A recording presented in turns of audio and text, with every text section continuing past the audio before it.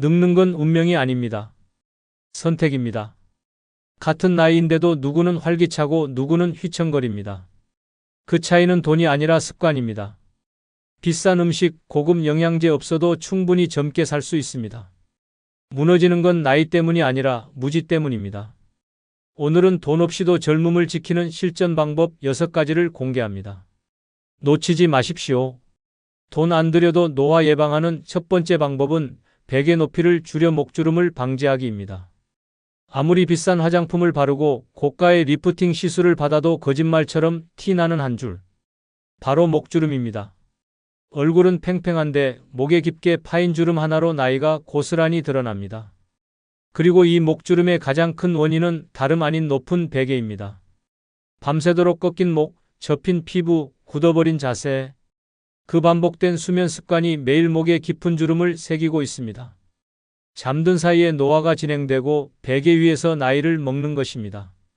높은 베개는 단지 주름만 만드는 것이 아닙니다. 목의 각도를 비틀고 척추를 왜곡시키며 뇌로 가는 혈류를 방해합니다. 이로 인해 수면의 질이 떨어지고 어깨 결림과 두통이 반복됩니다. 반면 베개 높이를 낮추면 목이 편안하게 펴지고 피부가 접히지 않으며 혈류 흐름도 자연스러워집니다. 하루에 68시간 당신이 목에 가하는 압력을 줄이는 것만으로도 주름은 줄고 노화는 늦춰집니다. 베개를 바꾸는데 돈이 들지 않습니다. 이미 있는 베개의 수건을 한 겹 빼는 것만으로도 변화가 시작됩니다.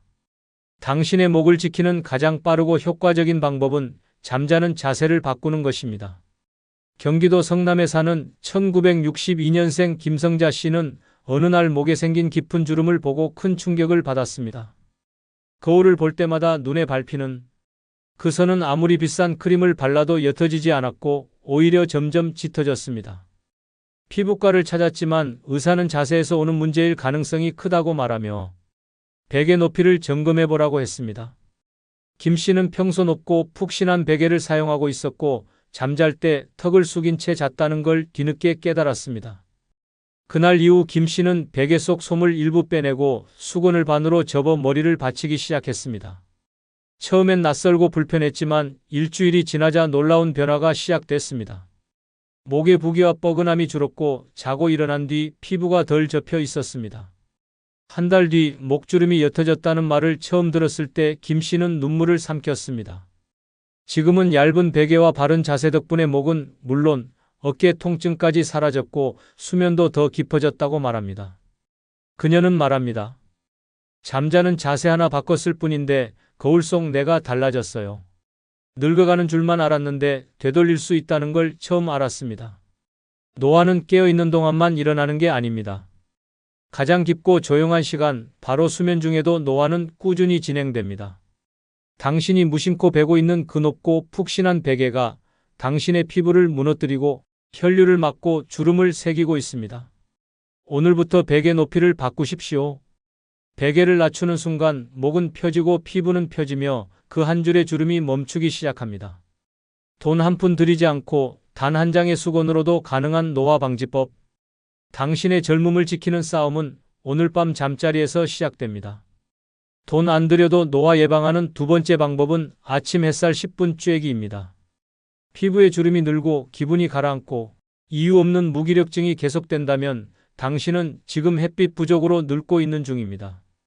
햇살은 단순히 몸을 따뜻하게 하는 것이 아닙니다. 그 속에 숨어있는 비타민 D는 뼈를 지켜주고 기분을 안정시키며 면역력을 끌어올립니다. 그런데 이 간단한 진실을 모르고 하루 종일 커튼을 치고 사는 사람들이 많습니다. 햇빛 없는 하루는 단순한 실내 생활이 아니라 몸을 썩히는 습관입니다. 나이보다 더 빨리 늙고 싶다면 어둠 속에서 사는 것을 선택하면 됩니다. 햇살은 천연의 약입니다. 돈 들여야 얻을 수 있는 것도 아니고 부작용 걱정도 없습니다. 단 10분 매일 아침 햇살을 얼굴과 팔에 받아들이는 것만으로도 신경전달 물질인 세로토닌이 증가해 우울감을 낮추고 활력이 되살아납니다. 햇살을 쬐면 수면 호르몬 멜라토닌의 분비 리듬도 안정돼 밤잠도 깊어집니다. 깊은 수면은 곧 회복력입니다. 즉, 아침 햇살 하나가 피부 재생, 뼈 건강, 정신 건강까지 통째로 붙잡아주는 셈입니다. 하지만 이 당연한 진리를 놓치는 사람들이 너무 많습니다. 피부 상할까봐, 바쁘니까, 귀찮으니까라는 이유로 아침 햇살을 피하는 순간 늙음은 단 1초도 쉬지 않고 당신을 파고듭니다. 충북 제천에 사는 1959년생 박금자 씨는 수년 전부터 이유 없는 관절통과 우울증으로 병원을 들락거렸습니다. 병원에서는 특별한 이상은 없다는 말뿐이었고 아무리 약을 먹어도 나아지지 않았습니다. 몸은 무겁고 마음은 가라앉고 어느새 친구들과의 모임도 피하게 됐습니다. 하루의 대부분을 커튼 닫힌 방 안에서 보내며 TV와 소파에 기대어 살던 어느 날 우연히 건강 프로그램에서 햇빛 부족이 만성 피로의 원인이라는 말을 듣고 문득 창문을 열었습니다. 그리고 그날 처음으로 집 앞 골목길을 걸으며 아침 햇살을 쬐었습니다. 단 10분. 별거 아니라고 생각했지만 놀랍게도 그날 밤 박 씨는 오랜만에 숙면을 했습니다. 그 후로 박 씨는 매일 아침 7시에 집을 나섰고 아파트 앞 벤치에서 햇살을 얼굴에 가득 받으며 눈을 감고 10분씩 앉아 있었습니다. 일주일이 지나자 관절통이 줄었고 2주가 지나자 기분이 가라앉는 날이 줄었습니다. 한 달이 지나자 그는 친구들에게 먼저 전화를 걸어 산책을 제안할 수 있을 정도로 회복됐습니다. 병원, 약, 고급 보조제 어느 것도 해결하지 못한 것을 단 10분의 햇빛이 바꿔놓은 것입니다. 박 씨는 지금도 말합니다. 그날 햇살을 처음 마주한 그 기분은 내 인생이 다시 시작된 순간이었습니다. 햇살을 멀리하는 순간 몸은 조용히 무너지고 있습니다. 가장 값싸고 가장 안전하며 가장 확실한 노화 예방은 바로 당신의 창밖에 있습니다. 돈도 시간도 기술도 필요 없습니다. 단 10분 햇빛 아래 서는 것. 그것이 노화를 막는 첫 번째 무기입니다. 오늘도 커튼을 치고 방 안에만 머물 예정이라면 당신은 지금 이 순간도 늙어가고 있는 중입니다.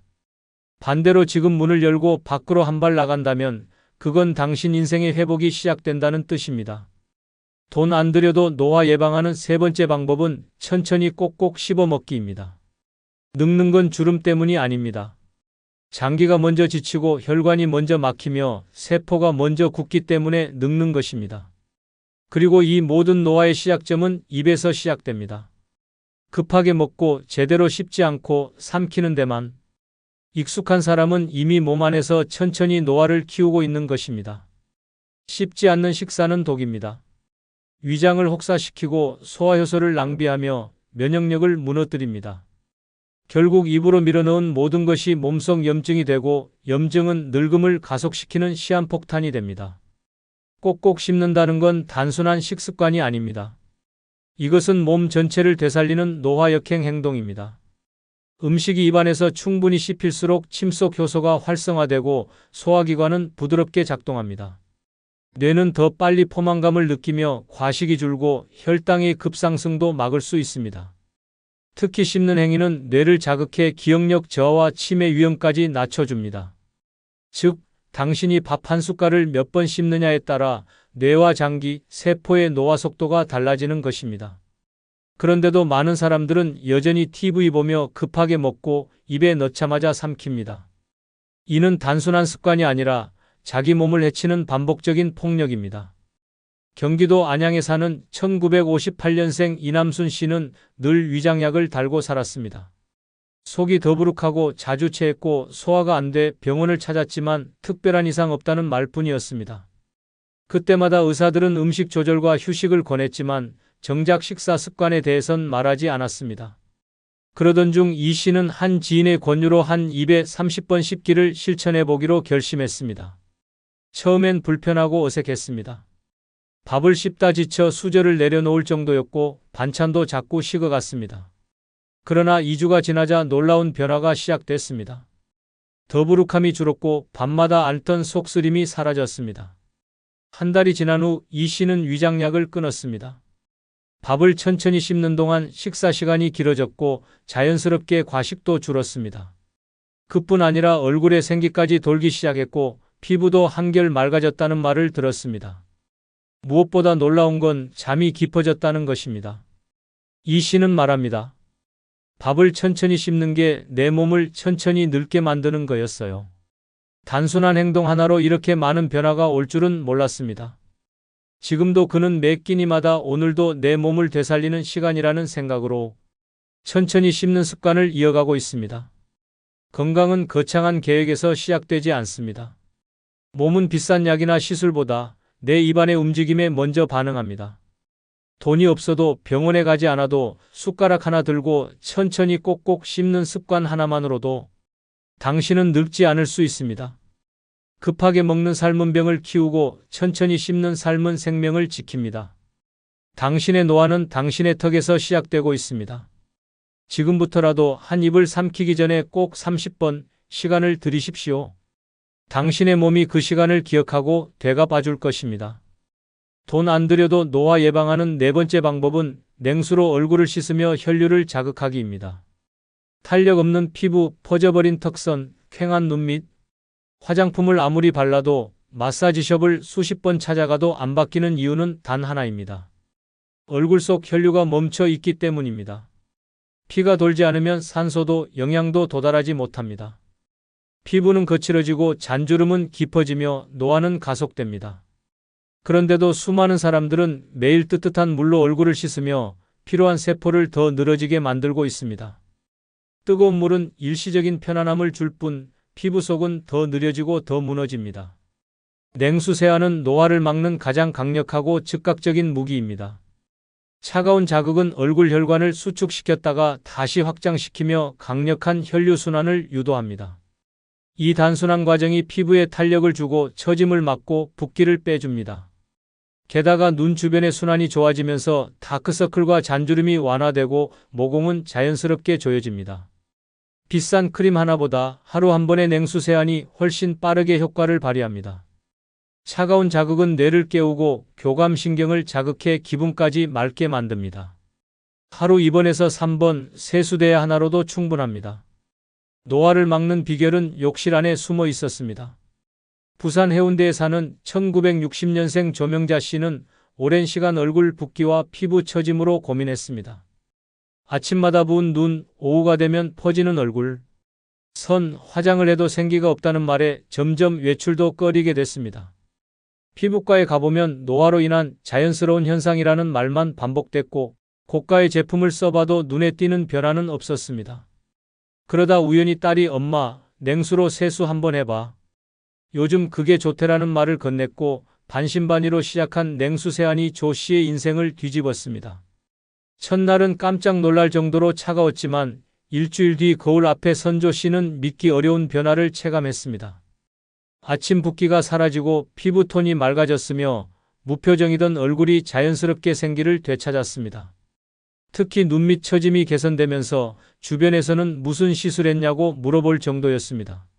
조 씨는 지금도 매일 아침 찬물에 손수건을 적셔 얼굴을 문지르며 하루를 시작합니다. 그 시간은 단순한 세안이 아니라 젊음을 되찾는 의식이 되었습니다. 그녀는 말합니다. 얼굴이 변하니까 마음도 바뀌더군요. 이제는 거울 보는 게 즐겁습니다. 노화는 느리게 오는 듯하지만 한번 시작되면 무섭게 무너집니다. 피부를 지키는 건 화장품이 아니라 혈류입니다. 그리고 혈류를 깨우는 건 단돈 영혼의 냉수입니다. 찬물은 고통이 아니라 각성입니다. 당신의 손끝과 얼굴에 닿는 차가운 물줄기가 몸 전체에 생명을 돌게 만듭니다. 매일 반복되는 습관 하나가 당신의 10년을 바꿉니다. 오늘도 뜨거운 물로 무심코 세안할 예정이라면 그건 스스로 늙음을 부르는 선택입니다. 반대로 찬물에 두 눈을 맡긴다면 당신의 세포는 다시 젊음을 기억하게 될 것입니다. 돈 안 들여도 노화 예방하는 5번째 방법은 발끝으로 서기 운동입니다. 다리가 먼저 늙기 시작하면 몸 전체가 무너지기 시작합니다. 허리는 굽고 걷는 속도는 느려지고 하루에도 몇 번씩 휘청이며 넘어질까 두려워집니다. 대부분은 이걸 노화의 당연한 현상이라 말하지만 사실은 아닙니다. 다리 근육이 약해지는 순간 혈액순환은 둔해지고 뇌로 가는 산소 공급도 줄어들며 결국 기억력과 집중력까지 떨어지게 됩니다. 뇌졸중, 낙상, 치매까지 이어지는 무서운 노화의 고리는 다리에서 시작됩니다. 그런데 많은 사람들은 상체나 얼굴은 신경 쓰면서도 정작 다리 건강은 뒷전입니다. 발끝으로 서는 이 간단한 동작 하나가 다리 근육은 물론 전신 혈류를 깨우고 심장 박동을 안정시키며 뇌를 맑게 해주는 비밀 병기입니다. 의자나 벽을 잡고 5초간 발끝으로 서기만 해도 종아리 근육이 살아나고 하체로 몰려있던 혈액이 심장과 머리로 다시 순환되기 시작합니다. 특히 이 동작은 낙상 예방에 탁월하고 무릎 관절에도 무리를 주지 않아 고령자에게 가장 적합한 전신순환 운동입니다. 비용은 0원. 시간은 하루 3분. 준비물은 내 몸 하나. 이보다 확실한 노화 예방이 어디 있겠습니까? 하루 3분. 발끝에 내 몸을 세우는 것만으로 노화의 속도는 느려지고 생명력은 다시 돌아옵니다. 전북 익산에 사는 1956년생 나기순 씨는 몇 해 전부터 이유 없이 넘어지는 일이 잦아졌습니다. 갑작스러운 다리 힘 빠짐, 계단에서 휘청임, 집안에서도 가구에 부딪히는 일이 반복됐습니다. 병원에서는 노화로 인한 근력 저하라고 했지만 딱히 해결책은 없었습니다. 물리치료도 잠깐뿐이었고 운동을 하자니 체력도 자신이 없었습니다. 그러던 중 우연히 노인복지관에서 발끝 들기 운동을 배운 뒤 집에서도 따라하기 시작했습니다. 하루에 5번 싱크대 앞에서 설거지하다가 TV 보다가 양치 후 세면대 앞에서 발끝으로 서기를 반복했습니다. 첫 일주일은 다리가 저리고 후들거렸지만 2주가 지나자 변화가 찾아왔습니다. 아침에 일어날 때 다리가 덜 무겁고 계단을 내려갈 때 중심이 흔들리지 않았습니다. 가장 큰 변화는 한 달 후였습니다. 갑자기 찾아온 여름비에 우산을 펴다가 미끄러졌는데 이전 같았으면 그냥 넘어진 상황에서 발끝으로 중심을 잡고 스스로 버텼다는 사실에 나 씨는 눈물을 흘렸습니다. 지금은 이 운동을 습관처럼 이어가고 있으며 주변 사람들에게도 하루에 3분 발끝으로 서라고 말하고 다닙니다. 그녀는 말합니다. 내 몸 하나로 늙지 않을 수 있다는 걸 이제야 깨달았습니다. 노화는 큰 병에서 시작되지 않습니다. 중심이 흔들리는 작은 순간에서 시작됩니다.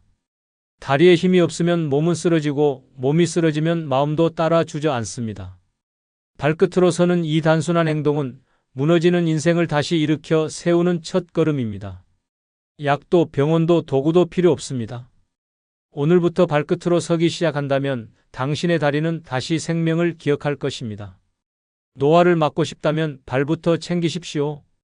당신의 생존력은 발끝에 달려 있습니다. 돈 안 들여도 노화 예방하는 6번째 방법은 포화지방보다 불포화지방이 많은 식품을 선택하기입니다. 매일 먹는 기름 하나, 반찬 하나가 당신의 세포를 망가뜨리고 있습니다. 겉은 멀쩡한데 속은 썩어가는 이유, 피부는 젊은데 심장은 늙는 이유, 머리는 살아있는데 혈관은 막히는 이유, 바로 포화지방 때문입니다. 삼겹살, 튀김, 크림, 버터 같은 기름진 음식은 먹을 땐 행복하지만 먹고 난 후에는 몸속 혈관을 조용히 망가뜨립니다. 이 축적된 기름 덩어리들이 노화를 앞당기고 심장병과 치매의 씨앗이 됩니다. 문제는 이런 식단이 이미 당신 식탁에 너무 익숙해졌다는 사실입니다. 반대로 불포화지방은 노화를 늦추는 착한 기름입니다. 등푸른 생선, 들기름, 견과류, 아보카도처럼 심장을 튼튼하게 하고 혈관을 청소하며 피부에 윤기를 더해주는 식품들이 바로 불포화지방의 보고입니다. 같은 기름이라도 무엇을 선택하느냐에 따라 당신의 세포는 살아나기도 하고 망가지기도 합니다. 매일 먹는 반찬 하나, 간식 하나만 바꿔도 당신의 혈관 나이는 10년 젊어질 수 있습니다. 돈 들이지 않고 기름만 바꾸는 것, 그게 노화를 늦추는 지름길입니다. 문제는 이 단순한 진실을 모르는 것이 아니라 알면서도 무시하고 계속 기름진 식사를 이어간다는 것입니다. 그 결과는 느린 죽음입니다. 대전 유성구에 사는 1957년생 강춘자 씨는 오랫동안 고기, 반찬 없이는 밥을 못 먹는 식습관을 유지해 왔습니다. 아침에는 햄, 점심엔 국밥, 저녁엔 삼겹살. 그녀는 늘 피곤했고 얼굴은 자주 붓고 혈압도 조금씩 올라가고 있었습니다. 병원에서는 고지혈증 초기라는 진단이 나왔고 담당인은 식단부터 바꾸라고 했습니다. 하지만 강 씨는 나이 들었는데 먹는 낙이라도 있어야지라며 무시했고 결국 한밤중 갑작스러운 가슴 통증으로 병원 응급실을 찾게 됐습니다. 이 일을 계기로 강 씨는 식단을 전면 교체했습니다. 고기 횟수를 주 1회로 줄이고 아침엔 두부와 들기름에 묻힌 나물, 점심엔 생선 반찬과 견과류, 저녁엔 채소와 계란으로 가볍게 구성했습니다. 불과 한 달 뒤 피곤함이 사라지고 붓기가 빠졌으며 무엇보다 병원 검사 수치가 확연히 내려갔습니다. 강 씨는 주변에 말합니다. 기름 하나 바꿨을 뿐인데 몸이 다르다. 옛날엔 매일 먹던 게 독이었다는 걸 이제야 알았다고. 지금은 집에 버터 대신 들기름, 마요네즈 대신 올리브유가 자리 잡았습니다. 노화는 시간 때문이 아니라 습관 때문입니다. 그리고 그 습관의 시작은 식탁입니다. 당신의 식탁에 어떤 기름이 오르느냐에 따라 당신의 심장과 뇌, 세포와 피부는 전혀 다른 길을 걷게 됩니다. 기름진 유혹에 져서 매일 포화지방을 쌓는다면 당신은 매일 스스로의 노화를 가속하는 셈입니다. 그러나 불포화지방으로 채운 식탁은 병을 막고 몸을 되살리고 젊음을 되찾아 줍니다. 지금 먹고 있는 그 한 끼가 당신의 미래를 만들고 있습니다. 기름을 바꾸면 당신의 노화도 멈춥니다. 전화 한 통 없던 하루 그냥 넘기셨나요? 괜찮다고 스스로를 다독였지만 그 밤에 이상하게 눈물이 나진 않으셨나요? 그렇다면 외로움이 이미 당신 일상을 지배하고 있다는 증거입니다. 혼자 살아도 괜찮다는 말은 듣기 좋은 말일 뿐입니다. 외로움은 어느 날 갑자기 감정을 마비시키고 삶의 의욕을 없애버리는 조용한 폭력입니다. 하지만 걱정하지 마십시오. 지금부터 알려드릴 6가지 방법만 제대로 실천하신다면 외로움이 아닌 평온한 혼자만의 삶을 되찾을 수 있습니다. 영상 끝까지 보셔야 합니다. 노년의 외로움을 없애는 뜻밖의 첫 번째 방법은 혼자 여행하면 외로움이 자존감으로 바뀝니다. 사람들은 말합니다. 외로우면 사람을 만나라고, 누군가 곁에 있어야 외롭지 않다고. 하지만 그건 젊었을 때 이야기입니다. 노년의 외로움은 단순한 고독이 아니라 내 존재감이 사라졌다는 절망에서 시작됩니다. 아무도 날 기다리지 않고 찾지도 않고 필요하지 않다고 느껴질 때 그 외로움은 뼛속까지 파고듭니다. 그 외로움을 없애는 가장 빠른 방법은 의외로 간단합니다. 짐 하나 들고 낯선 곳으로 떠나는 것입니다. 혼자 가는 여행은 처음엔 두렵습니다. 말 붙일 사람도 없고 식당에 혼자 앉아 밥을 먹는 것도 어색합니다. 그러나 바로 그 불편함을 견디는 순간 당신은 깨닫게 됩니다. 나 혼자도 충분히 괜찮은 사람이라는 사실을. 혼자 길을 묻고 버스를 갈아타고 숙소를 체크인하고 식당 메뉴를 고르고 사진을 찍고 하루를 마무리하는 이 모든 과정은 외로움이 아니라 내가 나를 다시 세우는 일입니다. 누군가와 함께 있을 땐 몰랐던 자유와 여유, 내가 나를 챙기는 감각이 살아납니다. 그리고 깨닫습니다. 나는 누구에게 의지하지 않아도 나 스스로 나를 충분히 기쁘게 만들 수 있다는 자존감을. 혼자 여행하는 노년은 쓸쓸한 노인이 아닌 자신을 회복하는 용기 있는 사람입니다. 처음은 어렵지만 단 한 번만 떠나보면 알게 됩니다. 외로움을 견디는 것이 아니라 외로움 속에서 내가 나를 다시 사랑하게 되는 경험이라는 것을. 강원도 춘천에 사는 최 씨는 남편과 사별한 뒤 하루하루가 무의미했습니다. 딸들은 각자 가정을 꾸리고 바빴고 집안은 조용했고 TV 소리만 키우고 살았습니다. 혼밥은 익숙했지만 혼자의 삶은 점점 우울했습니다. 어느 날 우연히 본 다큐멘터리에서 70대 할머니의 혼자 일본 여행기를 보고 충격을 받았습니다. 저 나이에 어떻게 저런 용기가 있을까 싶었습니다. 며칠을 망설이다가 결국 최 씨는 기차표를 끊고 경주로 향했습니다. 숙소도 직접 예약했고 음식도 처음 보는 걸 시켜봤습니다. 처음엔 긴장했지만 그 불안이 익숙해지자 이상한 감정이 찾아왔습니다. 바로 살아있다는 느낌이었습니다. 최 씨는 여행 중 사진도 찍고 혼자 박물관에 들러 유물 앞에 한참을 서 있기도 했습니다. 누가 시키지도 않았는데 스스로가 궁금해졌고 스스로를 챙기고 있었습니다. 돌아오는 기차 안 그는 눈물을 흘렸습니다. 나는 괜찮은 사람이었구나. 나 혼자도 충분히 괜찮았구나. 이후 그는 계절마다 혼자 여행을 떠납니다. 친구에게 말했습니다. 내 인생에서 제일 잘한 건 혼자 여행 간 거야. 그때 내가 날 다시 만났어. 노년의 외로움은 누가 옆에 없어서 생기는 것이 아닙니다. 내가 나를 잃어버려서 생기는 것입니다. 그리고 혼자 여행은 나를 다시 찾아오는 가장 강력한 방법입니다. 떠나십시오. 두려움을 끌어안고 낯선 길 위에 서 보십시오. 그 길 끝에서 당신은 알게 될 것입니다. 외로움은 사라지고 자존감이 당신 손을 다시 잡아줄 것이라는 사실을. 노년의 외로움을 없애는 뜻밖의 두 번째 방법은 매일 정해진 루틴이 외로움을 이긴다는 것입니다. 외로움은 갑자기 찾아오지 않습니다.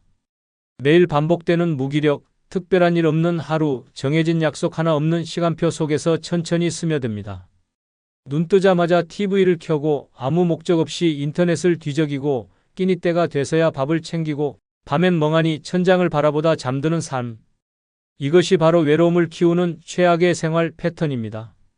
문제는 바로 리듬 없는 삶이 사람을 망가뜨린다는 것입니다. 하고 싶은 게 없고 기다리는 일이 없고 해야 할 일이 없다는 건 곧 살 이유가 약해진다는 뜻입니다. 노년의 우울증과 무기력이 급증하는 이유도 여기 있습니다. 감정이 텅 비고 하루가 무너진 사람에게 외로움은 파고들 틈을 찾아와 끝끝내 정신까지 잠식합니다. 그런데 그 무서운 외로움을 막는 가장 단순하고 강력한 방패가 바로 루틴입니다. 매일 아침 몇 시에 일어나고 언제 산책을 나가고 몇 시에 커피를 마시고 무엇을 정리하고 어떤 운동을 하는지 아주 작은 계획이지만 그 안에 삶의 중심이 생깁니다.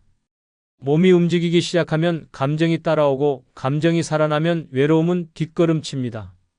루틴은 외로움을 차단하는 삶의 울타리입니다. 정해진 행동이 반복될수록 뇌는 안정을 느끼고 나는 쓸모있는 하루를 보냈다는 자존감이 생깁니다. 그 작은 자존감들이 모이면 어느새 외로움은 사라지고 자신감이 자리 잡습니다. 혼자 있되 고립되지 않는 기술, 그것이 바로 루틴입니다. 전라남도 순천에 사는 하 씨는 남편과 사별한 후 한동안 침대에서 일어나지 못했습니다. 밥은 대충 때우고 씻지도 않고 달력의 날짜조차 헷갈릴 정도로 시간을 놓치며 살았습니다. 그렇게 몇 달을 보내자 몸은 굳고 마음은 무너졌습니다. 병원에서는 우울증 초기 판정을 내렸고 하 씨는 나 이렇게 살다 죽겠다는 생각까지 했습니다. 그러던 중 우연히 TV 프로그램에서 루틴의 힘이라는 주제를 보게 됐고 그는 일단 따라 해보기로 했습니다. 아침 7시에 기상, 10분 스트레칭, 9시 아파트 앞 산책, 11시에 창가 정리, 점심 후 20분 독서. 처음엔 귀찮고 지겨웠습니다. 하지만 2주가 지나자 이상한 일이 벌어졌습니다. 몸이 먼저 움직이기 시작했습니다. 일어나면 자연스럽게 스트레칭을 하고 식사 시간이 되면 배가 고파졌습니다. 산책 중 같은 시간에 마주치는 사람들과 인사를 나누게 되었고 독서를 하다 재미있는 구절을 밑줄 그으며 미소 지었습니다. 하 씨는 말합니다. 살고 있다는 느낌이 들었어요. 그리고 혼자가 아니라는 생각도요. 이제는 누가 시키지 않아도 스스로 하루 계획표를 적고 체크리스트를 만들며 생활합니다. 그는 말합니다. 루틴을 만든 뒤 외로움이 고요한 평안으로 바뀌었어요. 스스로 만든 규칙 안에서 나는 다시 내 삶을 사랑하게 됐습니다. 노년의 외로움은 누가 곁에 없어서가 아닙니다. 나를 붙잡아줄 나만의 리듬이 없기 때문입니다. 무너진 루틴 속에 외로움이 자랍니다. 그러나 하루하루 정돈된 루틴은 외로움을 밀어내고 당신의 삶을 단단하게 세워줍니다.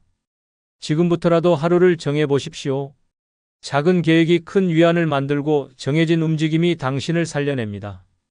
루틴이 곧 생명줄입니다. 노년의 외로움을 없애는 뜻밖의 세 번째 방법은 새로운 사람들과 연결될 수 있는 활동에 과감히 뛰어드는 것입니다. 외로움은 조용히 찾아와 마음을 잠식합니다.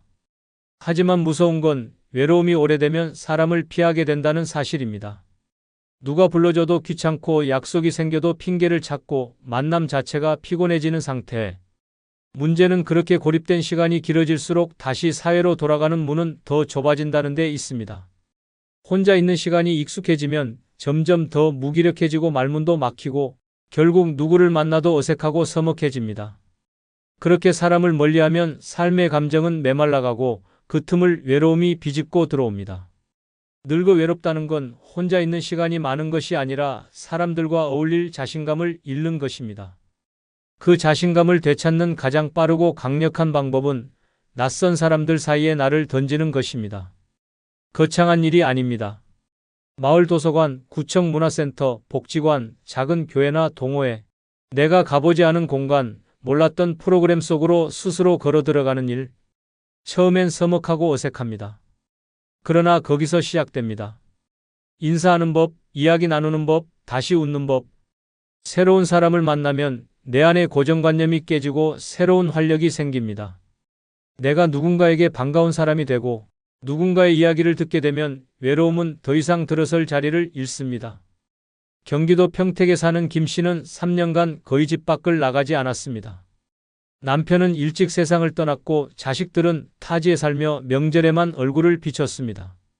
하루하루가 똑같았고 목소리를 내는 날보다 안 내는 날이 더 많았습니다. 그러다 어느 날 집 우편함에 꽂힌 안내지가 눈에 들어왔습니다. 노인대상 미술 기초반 수강생 모집. 김 씨는 종이에 적힌 번호로 전화를 걸었습니다. 첫날 복지관 강의실에 들어섰을 때 김 씨는 가슴이 떨렸습니다. 모두 처음 보는 얼굴, 어색한 분위기, 낯선 붓과 물감. 하지만 옆자리에 한 여성이 말을 걸었습니다. 처음이세요? 저도요. 그 순간 김 씨는 고개를 끄덕였고 두 사람은 함께 그림을 그리기 시작했습니다. 3개월 뒤 김 씨는 자신도 몰랐던 재능을 발견했고 더 놀라운 건 사람들과 나누는 웃음의 맛을 되찾았다는 것이었습니다. 매주 정해진 수업이 기다려졌고 점심시간에 335 모여 나누는 대화가 삶의 활력이 되었습니다. 김 씨는 말했습니다. 나는 죽은 줄 알았어요.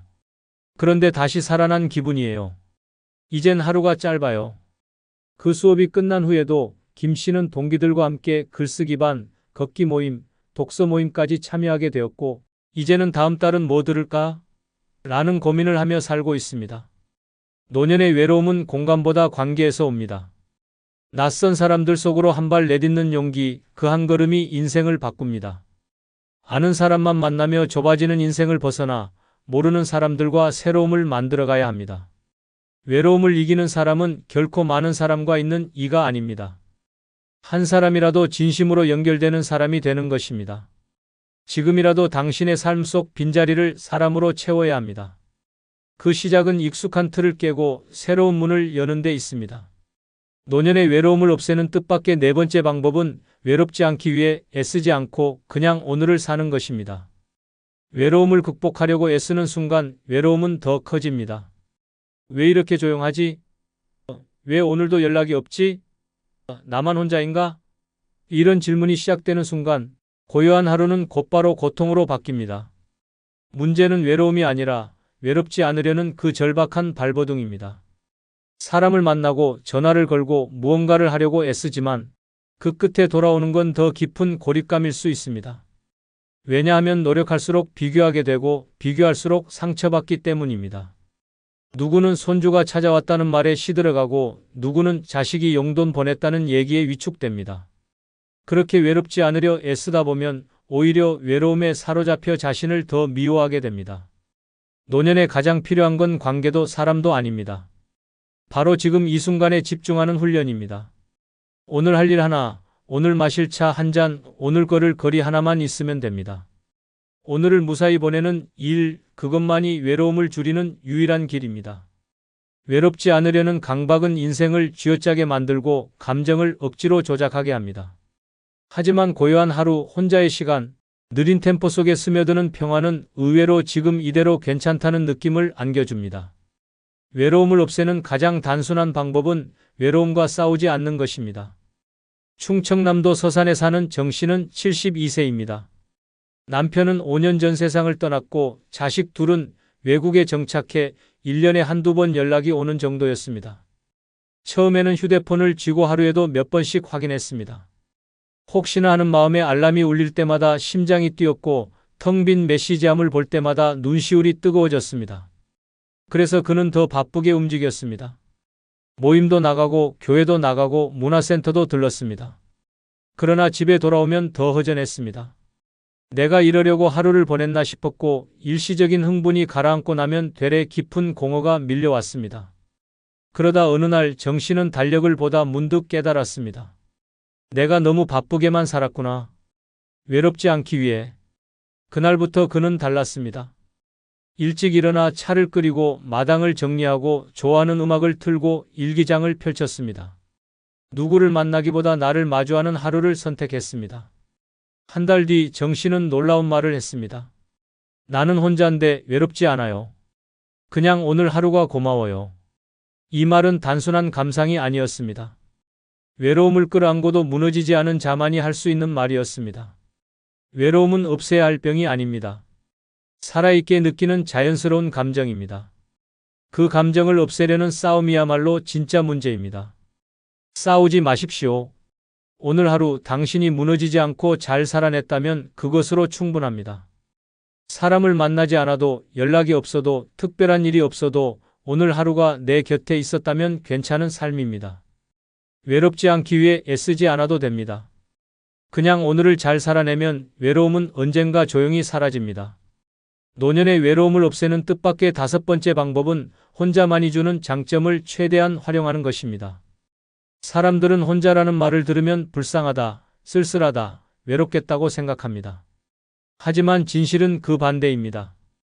혼자일수록 자유롭고 혼자일수록 강하며 혼자일수록 진짜 인생의 주인이 됩니다. 문제는 우리가 그 진실을 모르고 타인의 시선 속에서만 혼자라는 상태를 해석한다는 것입니다. 혼자 살면 밥이 맛없다고요? 아닙니다. 내가 먹고 싶은 걸 내가 원하는 시간에 누구 눈치도 보지 않고 즐길 수 있다는 뜻입니다. 혼자 있으면 조용하다고요? 그건 귀를 울리는 평화입니다. 내가 좋아하는 음악을 틀고 보고 싶은 책을 마음껏 읽고 아침부터 밤까지 내 리듬대로 살 수 있는 절대적 권한이 바로 혼자에게만 주어지는 선물입니다. 노년의 가장 큰 고통은 같이 살아도 외로운 관계에서 비롯됩니다. 말이 통하지 않는 가족, 의무감으로 이어진 친구, 억지로 나가는 모임 속에서 우리는 혼자 있는 것보다 더 외롭다는 걸 뼈저리게 느낍니다. 그렇다면 차라리 혼자라는 장점을 극대화해야 합니다. 혼자는 결핍이 아니라 기회입니다. 누구에게도 맞출 필요 없는 일정, 온전히 나에게 집중할 수 있는 시간, 내 욕망과 감정을 검열 없이 꺼내놓을 수 있는 자유. 이걸 제대로 누리면 외로움은 결코 두렵지 않습니다. 오히려 그 고요함 속에서 인생의 진짜 맛을 알게 됩니다. 부산 해운대에 사는 이 씨는 남편과 자식 모두 외국에 있는 상태로 68세부터 혼자 살기 시작했습니다. 처음엔 침묵이 공포였고 저녁 식탁에 혼자 앉는 일이 견디기 힘들었습니다. 그러나 어느 날 누군가 이렇게 말했습니다.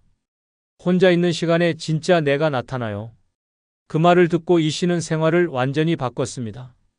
먼저 식탁을 바꿨습니다. 혼자지만 예쁜 식기를 놓고 매일 다른 반찬을 정성껏 만들었습니다.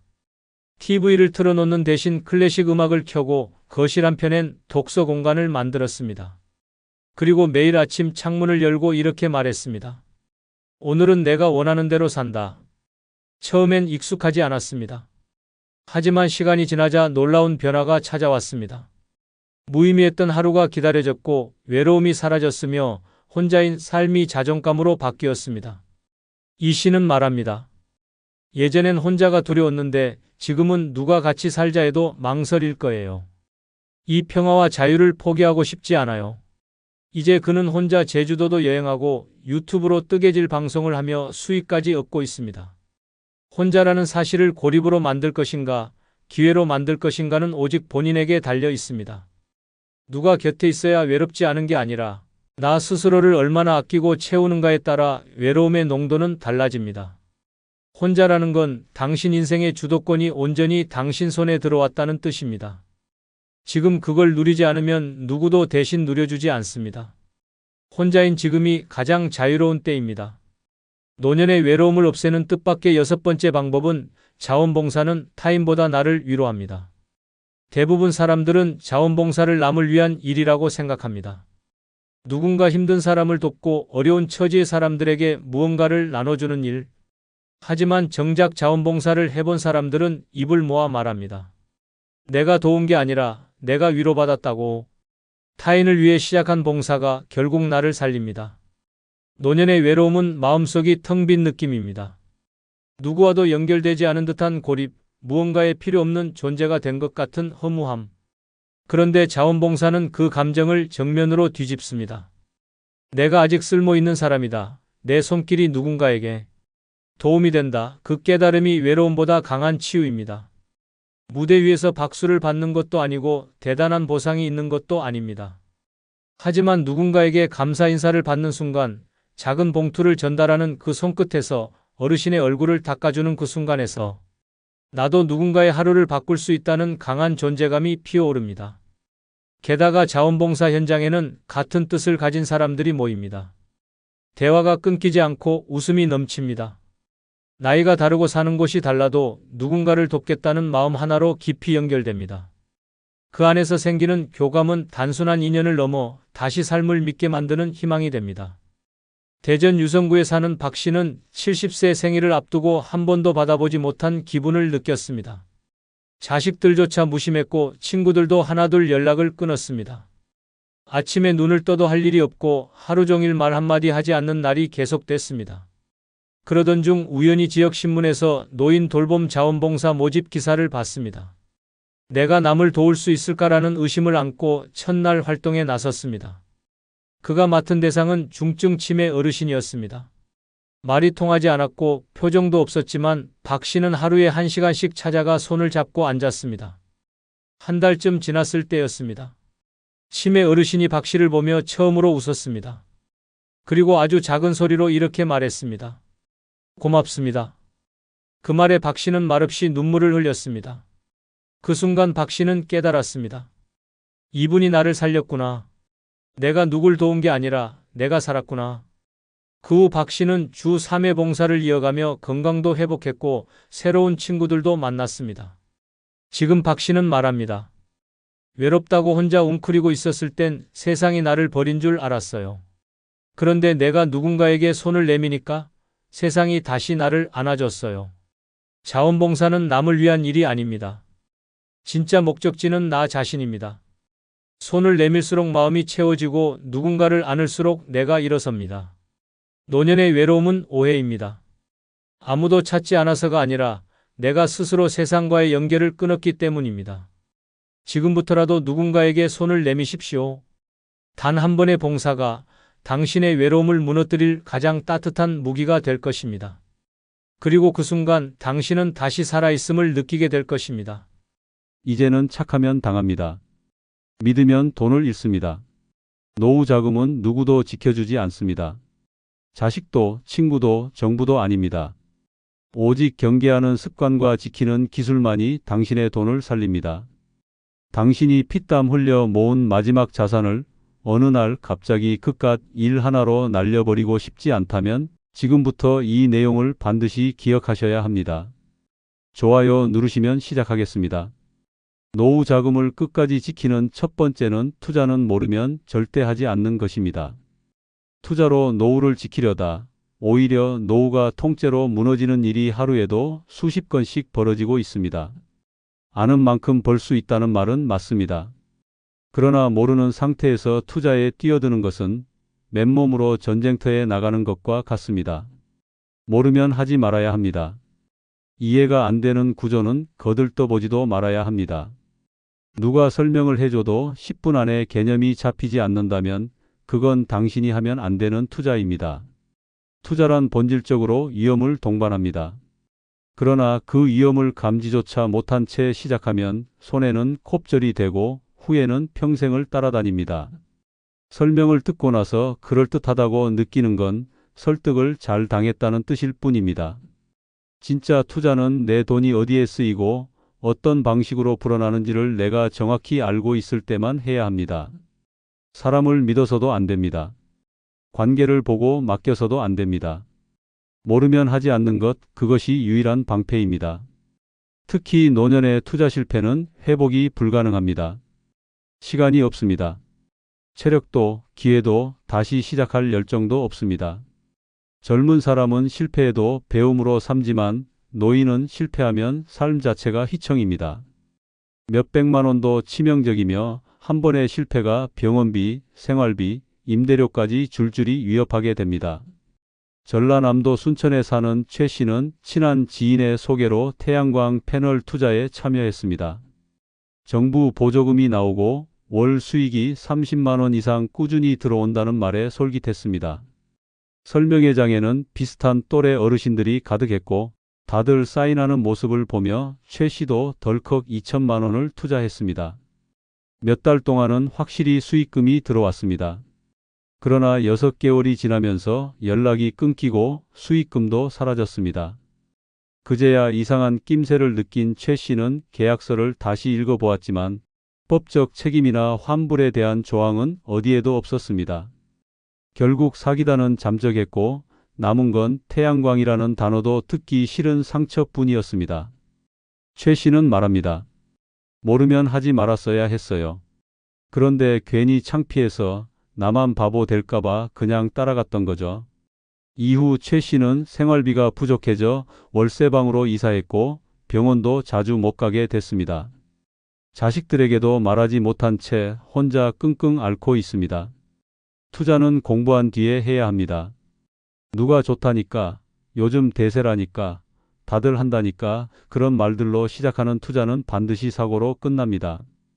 당신이 이해하지 못하는 투자에는 당신의 돈도 당신의 노후도 들어가선 안 됩니다.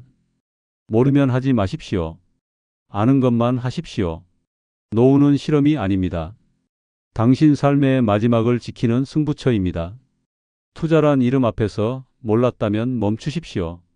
그 멈춤이 당신을 살립니다. 두 번째는 자식 명의로 재산을 절대 이전하지 않아야 합니다.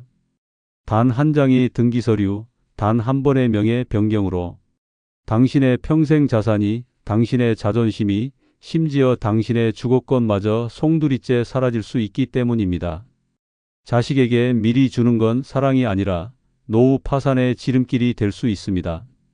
자식이 아무리 믿음직스럽고 효심 깊어 보여도 명의가 바뀌는 순간부터 부모는 법적으로 아무런 권한이 없는 타인이 됩니다. 내 집에서 살고 있으면서도 집주인의 눈치를 봐야 하는 신세가 됩니다. 며느리 한마디에 쫓겨나고 손주의 교육을 이유로 밀려나는 일은 당신이 드라마에서 본 이야기가 아닙니다. 현실입니다. 더욱 무서운 건 자식도 자식 나름이라는 점입니다. 결혼을 하고 배우자와 가정을 꾸리고 경제적 독립을 하다 보면 부모는 서서히 뒷전이 됩니다. 초반에는 괜찮아 보일 수 있습니다. 하지만 시간이 지나면서 그 집, 내 명의인데라는 생각이 점점 굳어집니다. 그 순간부터 부모는 부탁하는 존재로 전락하게 됩니다. 한번 자식에게 재산을 넘기면 다시 되찾을 수 없습니다. 법적으로도 정서적으로도 그렇습니다. 자식이 채무에 시달려 담보로 내놓으면 끝입니다. 이혼이라도 하게 되면 재산 분할의 대상이 되고 사업 실패로 압류라도 당하면 법원 문턱도 밟지 못하고 재산을 빼앗깁니다. 우리 애는 안 그럴 거야 라는 말로 이미 수많은 부모들이 거리로 내몰렸습니다. 효도를 바란 게 아니라 최소한의 안전망을 기대했을 뿐인데 돌아온 건 냉정한 현실과 배신감 뿐이었습니다. 광주광역시에 사는 박 씨는 5층짜리 상가 건물을 아들에게 통째로 넘겼습니다. 사업에 보탬이 될 거야 라는 말에 혹했고 세금도 줄일 겸해서 미리 증여를 했습니다. 처음엔 가게 수익도 공유하고 박 씨도 함께 일을 도왔습니다. 하지만 2년쯤 지나자 아들의 태도가 달라졌습니다. 이제 아버지 세대는 빠져야죠. 젊은 감각으로 가야 합니다. 라는 말을 들은 날 박 씨는 아무 말도 못했습니다. 명의는 아들의 것이었고 법적으로도 개입할 권리가 없었기 때문입니다. 며느리는 더 노골적이었습니다. 아버님이 사장님인 줄 아는 손님들이 불편해해요. 이제 안 나오셔도 돼요. 결국 박 씨는 자신이 지은 건물에서 쫓겨났습니다. 건물에서 밀려나고 마음에서도 밀려났습니다. 손주는 어느 날부터 할아버지 왜 자꾸 와? 라는 말을 하기 시작했습니다. 박 씨는 사람들에게 말합니다. 그땐 내가 바보였어요. 사람을 믿은 게 아니라 내 감정을 믿었어요. 자식도 결국 타인이에요. 나와는 다른 인생을 사는 냉정한 존재라고 이제는 인정합니다. 노후는 감정으로 지킬 수 없습니다. 숫자와 권리로 지켜야 합니다. 재산은 당신의 마지막 자존심입니다. 누구에게도 넘기지 마십시오. 특히 자식에게는 더더욱 주지 마십시오. 줄 땐 당신이 쓰고 남은 것을 줘야지 당신이 쓸 것을 미리 주는 순간 남은 인생은 남의 허락을 받아야만 살아갈 수 있게 됩니다. 그때는 아무도 책임져 주지 않습니다. 오직 당신 자신만이 당신의 노후를 지킬 수 있습니다. 주지 말고 지키십시오. 그것이 진짜 효도를 이끌어내는 방법입니다. 세 번째는 어떤 투자든 수익률 10% 이상을 제한받았다면 무조건 의심부터 해야 합니다.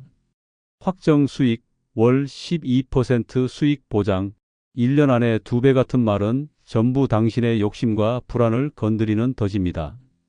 그 말이 달콤할수록, 그 제안이 그럴듯할수록 당신의 돈은 이미 누군가의 입속으로 들어가고 있습니다. 수익률 10%는 은행 이자율의 10배 수준입니다. 대한민국에서 합법적인 금융기관이나 안정적 자산이 이런 수익률을 보장할 수는 없습니다. 수익률이 높다는 건 그만큼 위험도 크다는 뜻입니다. 그런데도 안정적이다, 보장된다, 이미 많은 사람이 하고 있다는 말로 불안을 덮으려 한다면 그건 투자 포장이 된 사기일 가능성이 매우 높습니다. 특히 노년층을 노리는 투자 사기는 빠르게 진화하고 있습니다.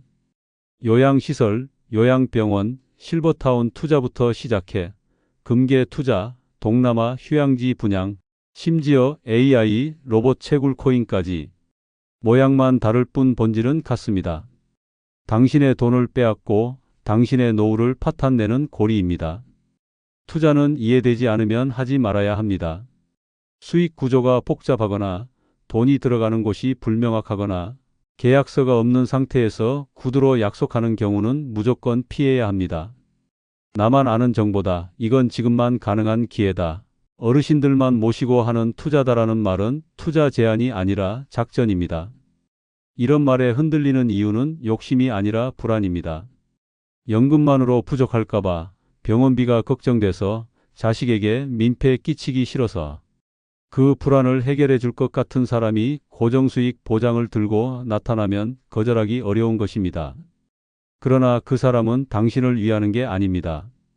당신의 통장을 노리고 있는 것입니다.